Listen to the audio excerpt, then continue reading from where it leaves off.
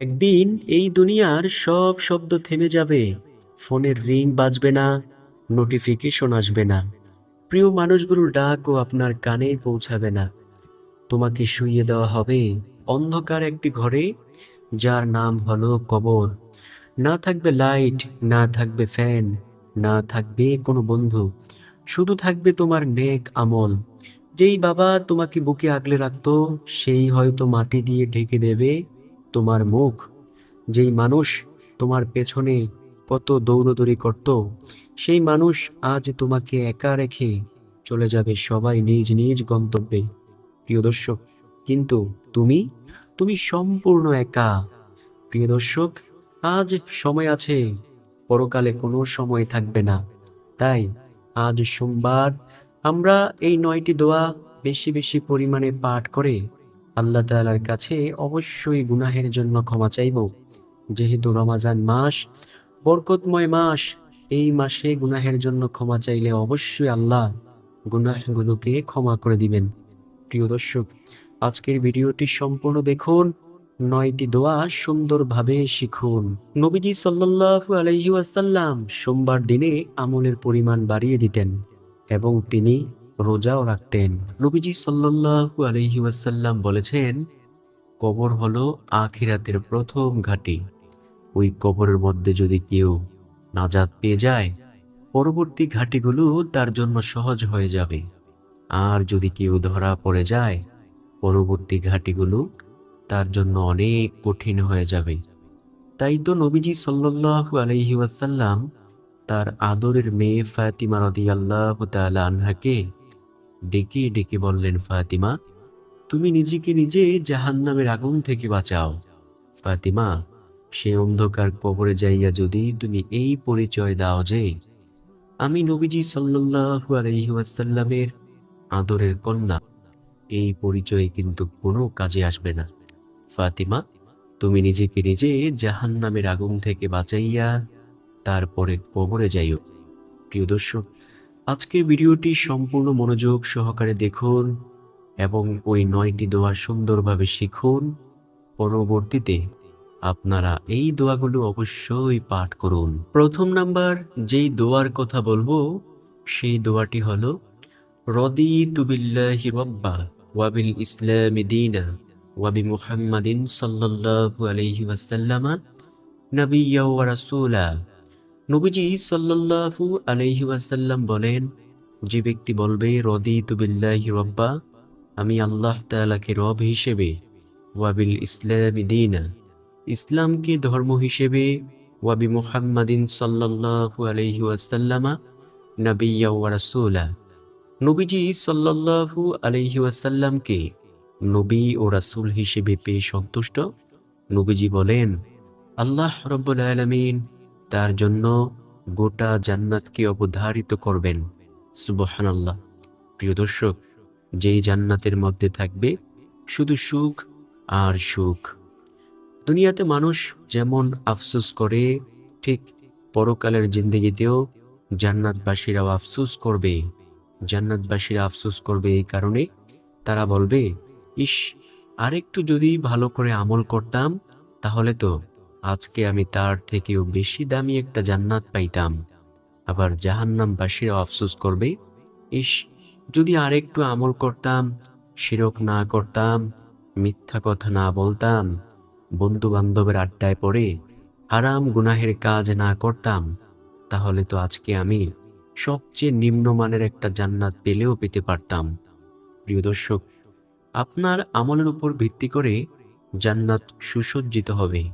আপনার আমল যত সুন্দর হবে, আপনার জান্নাত ততটাই সুন্দর হবে। আপনি যত বেশি গুনাহের কাজ করবেন, আপনার জাহান্নাম ততটাই নিকৃষ্ট মানের হবে। তো প্রিয় দর্শক, প্রথম নাম্বার দোয়া, রদিতু বিল্লাহি রাব্বা ওয়া বিল ইসলামি দীনা ওয়া বিমুহাম্মাদিন সাল্লাল্লাহু আলাইহি ওয়াসাল্লামা নাবিয়্যা ওয়া রাসূলা।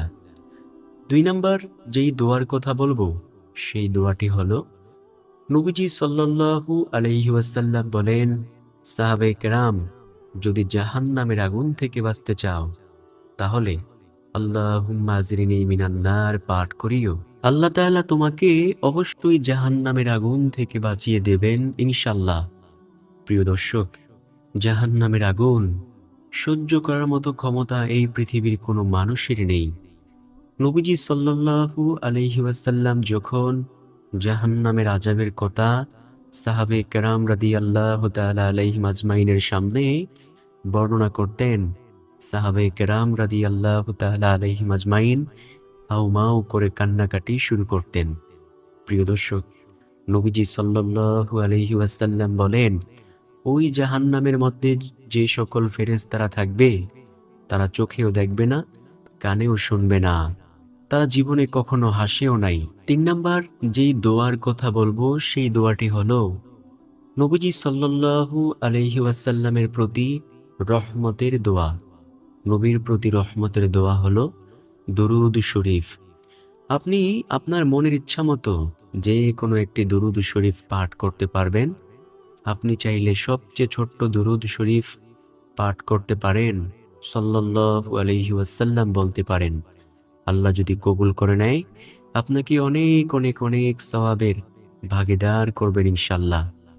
নবীজি সাল্লাল্লাহু আলাইহি ওয়াসাল্লাম হাদিসের মধ্যে বলেন, যে ব্যক্তি আমার প্রতি একবার দুরূদ শরীফ পাঠ করে, আল্লাহ তাআলার সাথে সাথে তাকে 3টি পুরস্কার দান করেন। প্রথম নাম্বার পুরস্কার, আল্লাহ তার আমলনামা থেকে 10টি গুনাহকে সরিয়ে দেন। দ্বিতীয় নাম্বার পুরস্কার, আল্লাহ তাআলা তাকে 10টি রহমত দান করেন। তৃতীয় নাম্বার পুরস্কার হলো আল্লাহ তাআলার আদালতে 10 ধাপ মর্যাদা আল্লাহ বাড়িয়ে দেন। প্রিয় দর্শক, নবীজি সাল্লাল্লাহু আলাইহি ওয়াসাল্লাম বলেন, সাহাবে কেরাম, যদি আল্লাহ তাআলার পক্ষ থেকে এই পুরস্কার পেতে চাও, তাহলে আমি নবীর প্রতি বেশি বেশি পরিমাণে দুরূদ শরীফ পাঠ করিও। যে কোনো একটি দুরূদ আপনি চাইলে পাঠ করতে পারেন। এছাড়াও আপনি চাইলে পাঠ করতে পারেন, আল্লাহুম্মা সাল্লি আলা মুহাম্মাদিউ ওয়া আলা আলি মুহাম্মাদ বারিক ওয়া সাল্লাম।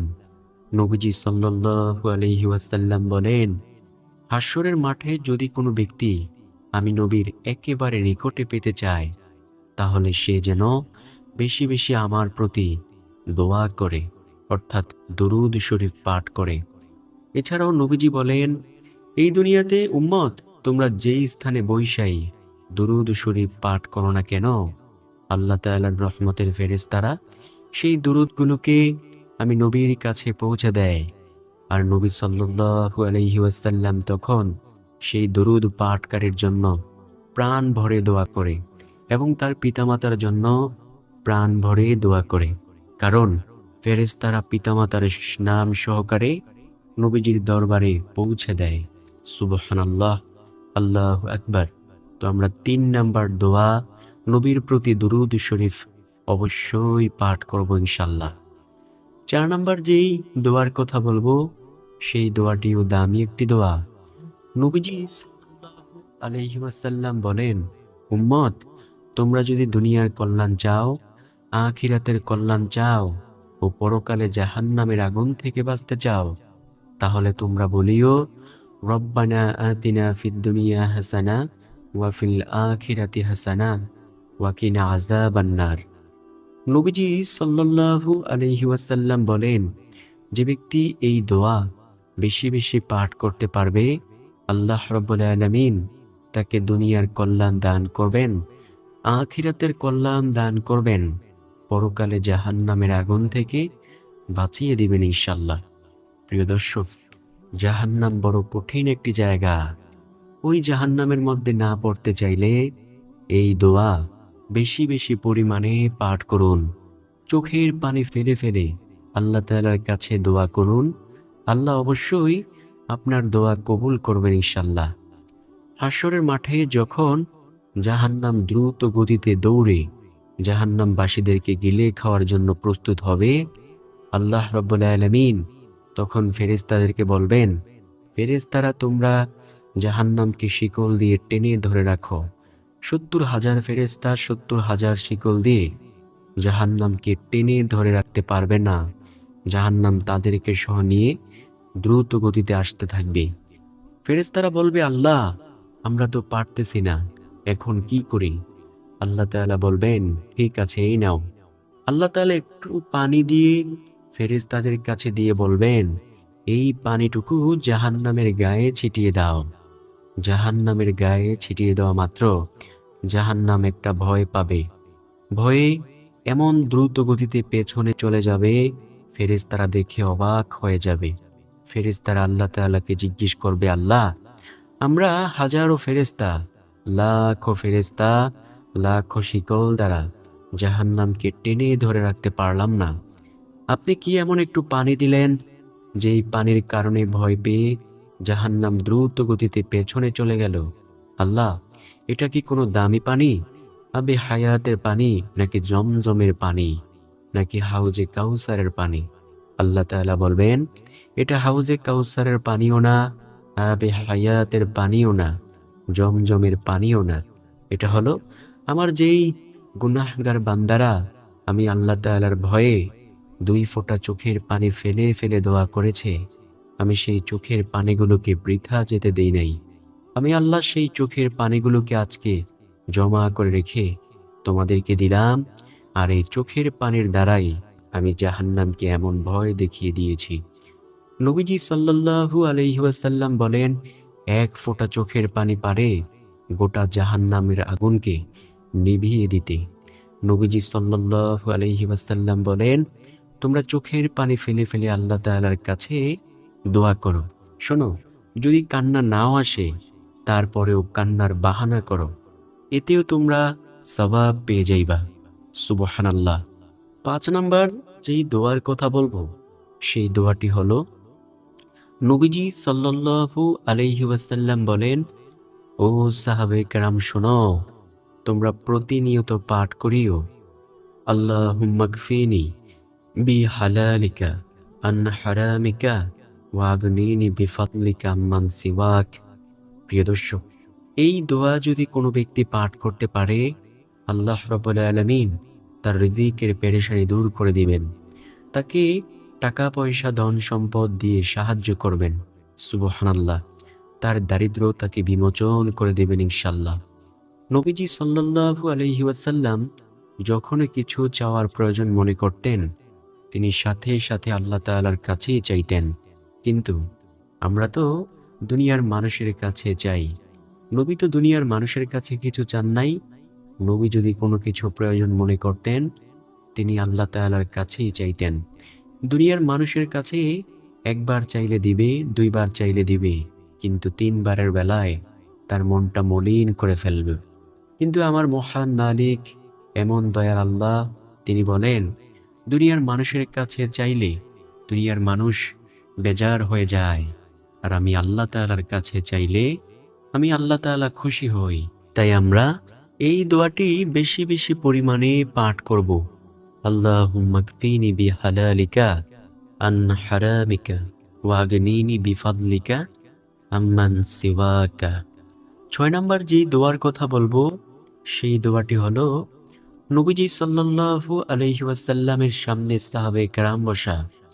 নবীজি সাল্লাল্লাহু আলাইহি ওয়াসাল্লাম বললেন, ও সাহাবে কেরাম, আমি কি তোমাদেরকে এমন একটি দোয়ার সাথে পরিচয় করিয়ে দেব না, যেই দোয়া যদি তোমরা প্রত্যেক ফরজ নামাজের পর পাঠ করতে পারো, আল্লাহ রাব্বুল আলামিন তোমাদেরকে এমন সওয়াব দান করবেন যে মৃত্যুর পর তোমরা সাথে সাথেই আল্লাহ তাআলার জান্নাতে চলে যেতে পারবা।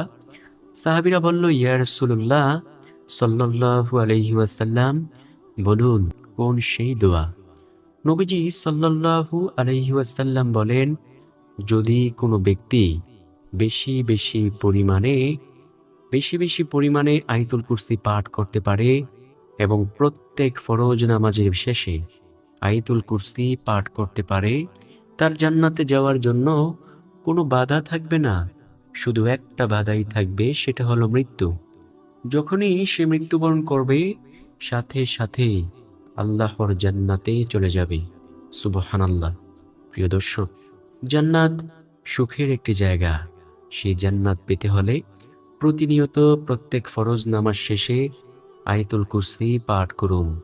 নবীজির প্রিয় সাহাবী আবু উমামা রাদিয়াল্লাহু তাআলা আনহু বলেন, নবীজি সাল্লাল্লাহু আলাইহি ওয়াসাল্লাম বলেছেন, যে ব্যক্তি প্রত্যেক ফরজ নামাজ শেষে আয়াতুল কুরসি পাঠ করবে, তার জান্নাতে যাওয়ার জন্য কোনো বাধা থাকবে না। শুধু একটা বাধাই থাকবে, সেটা হলো মৃত্যু। যখনই সে মৃত্যুবরণ করবে, সাথে সাথেই আল্লাহর জান্নাতে চলে যাবে। প্রিয় দর্শক, জান্নাত যদি পেতে চান, আয়াতুল কুরসি অবশ্যই পাঠ করতে হবে। জান্নাত চাইলে আয়াতুল কুরসি পাঠের বিকল্প নেই। নবীজি সাল্লাল্লাহু আলাইহি ওয়াসাল্লাম একজন ব্যক্তিকে বললেন, ও ভাই, তুমি বলো তো, পবিত্র কোরআনুল কারীমের কোন আয়াতটি সবচেয়ে বেশি মর্যাদাপূর্ণ? ওই ব্যক্তি বলল, আল্লাহ ও তার রাসূল সাল্লাল্লাহু আলাইহি ওয়াসাল্লামই ভালো জানেন। নবীজি আবার বললেন, তুমি বলো না, পবিত্র কোরআনুল কারীমের কোন আয়াতটি সবচেয়ে বেশি মর্যাদাপূর্ণ? ওই ব্যক্তি বলল, আয়াতুল কুরসির আয়াত। নবীজি সাল্লাল্লাহু আলাইহি ওয়াসাল্লাম বললেন, ও ভাই, তুমি যা বলেছ সঠিক বলেছ। পবিত্র কোরআনুল কারীমের সবচেয়ে মর্যাদাপূর্ণ আয়াত হলো আয়াতুল কুরসির আয়াত। চলুন আমরা একটু শিখে নেই। আউযু বিল্লাহি মিনাশ শাইতানির রাজীম। বিসমিল্লাহির রহমানির রহিম।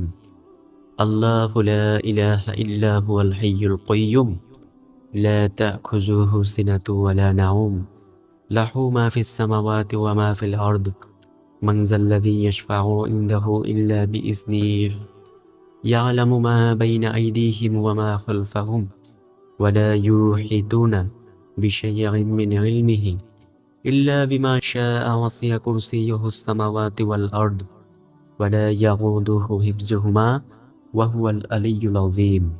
এটাই হলো সেই আয়াতুল কুরসি, যার ব্যাপারে নবীজি সাল্লাল্লাহু আলাইহি ওয়াসাল্লাম এমন সুসংবাদ দিয়েছেন।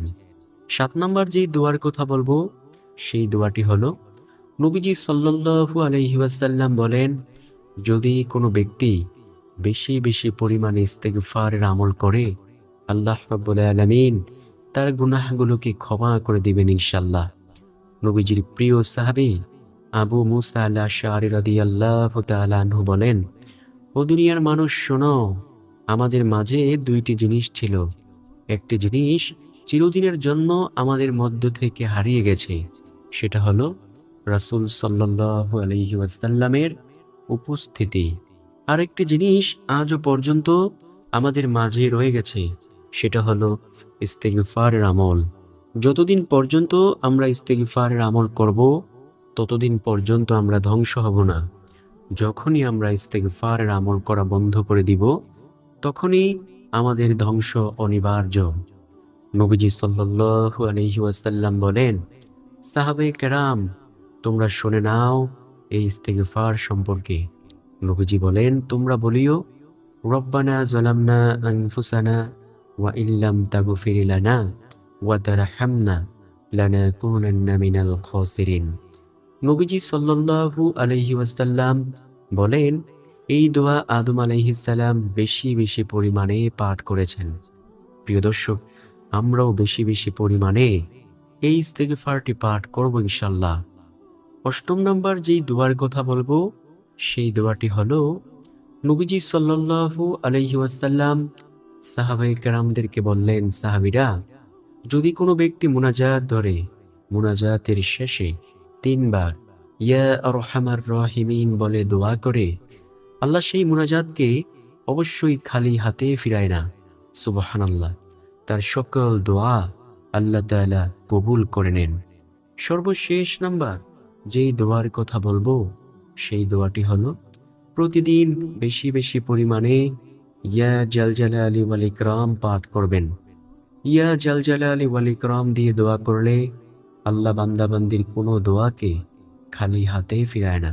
প্রিয় দর্শক, আসুন এই 9টি দোয়া ও আমল বেশি বেশি পরিমাণে করে এই রমাজান মাসে জীবনের গুনাহের জন্য ক্ষমা চাই। আল্লাহ যদি কবুল করে নেয়, গুনাহ ক্ষমা করে দিবেন এবং মৃত্যুর পর কবরের মধ্যে জ্বলবে নূরের বাতি ইনশাআল্লাহ। তো আশা করব ভিডিওটি ভালো লাগবে। যদি ভালো লেগে থাকে, প্রিয়জনের কাছে অবশ্যই শেয়ার করতে ভুলবেন না।